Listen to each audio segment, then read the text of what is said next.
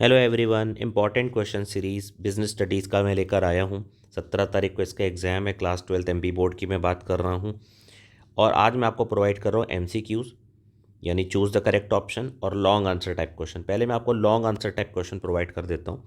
देखिए, long answer में आपको क्या पढ़ना है, write the importance of organisation. ठीक है, ये आप कॉपी में क्वेश्चन लिखिए और उसका आंसर भी नोट करते जाइए ताकि आपको एक जगह पे सारे आंसर मिल जाए। कोशिश करके किसी अच्छी बुक से आप इनके आंसर देखिए और नेट से सर्च मत कीजिए, बुक से सर्च कीजिए। Describe the process of planning, explain the limitations of planning, right any 4 characteristics of scientific management, explain the principle of scientific management of Taylor, explain any 4 external source of recruitment, explain features of management, explain social responsibility of management, explain importance of management. ये मैंने total 9 question provide किए हैं। 4 question exam में आने, but exam के लिए थोड़ा extra देना पड़ता है, कौन सा फंस रहा है कौन सा नहीं फंस रहा, और वैसे भी हर क्वेश्चन में एक ऑप्शन तो रहता ही है।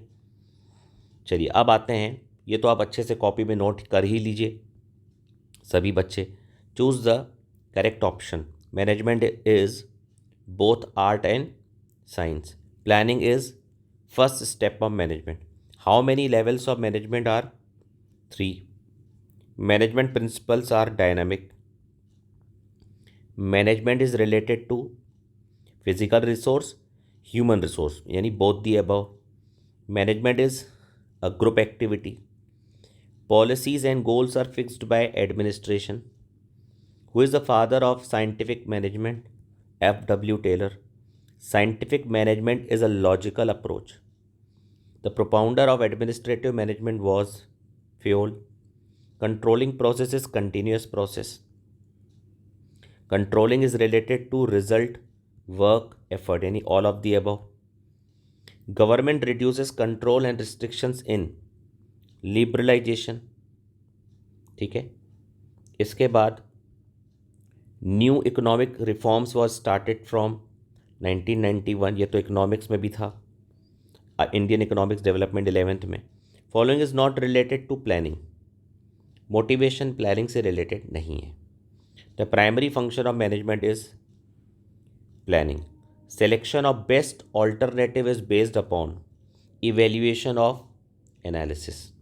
According to Coons and O'Donnell, the organization steps are 7. Delegation of authority means conferring authority. Process of staffing includes recruitment, selection, promotion, all of the above. Staffing का मतलब अपनी कंपनी के लिए, जब कंपनी को अपने लिए काम करने के लिए लोगों की ज़रूरत होती है तो रिक्रूटमेंट भी करना पड़ता है, सिलेक्शन भी, प्रमोशन भी, तो ये ऑल ऑफ दीज है। Employment office is the source of recruitment, external source होता है। Training gives emphasis on practical knowledge. Training जब दी जाती है तो एक प्रैक्टिकल नॉलेज होता है। Fixed capital is use to acquire fixed and permanent asset. याद रखिए, फिक्स्ड कैपिटल का मतलब होता है फिक्स्ड एसेट्स को खरीदना, जैसे land, building, machinery, equipment, tools, इनको हम बोलते हैं fixed assets. Which is not included in capital structure, working capital. ये सभी कैपिटल स्ट्रक्चर का पार्ट है। बोल रहा है क्या नहीं है, वर्किंग कैपिटल नहीं है। Topographical conditions of a country are related to physical environment.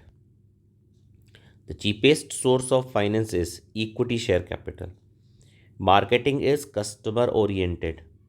Price list is sent after inquiry. Function of packaging is security, facility, advertisement, all of these. The consumer protection act was passed in 1986। Consumer dispute settlement agencies are, जहाँ पर consumer का dispute का settlement होता है वो agencies कौन सी हैं?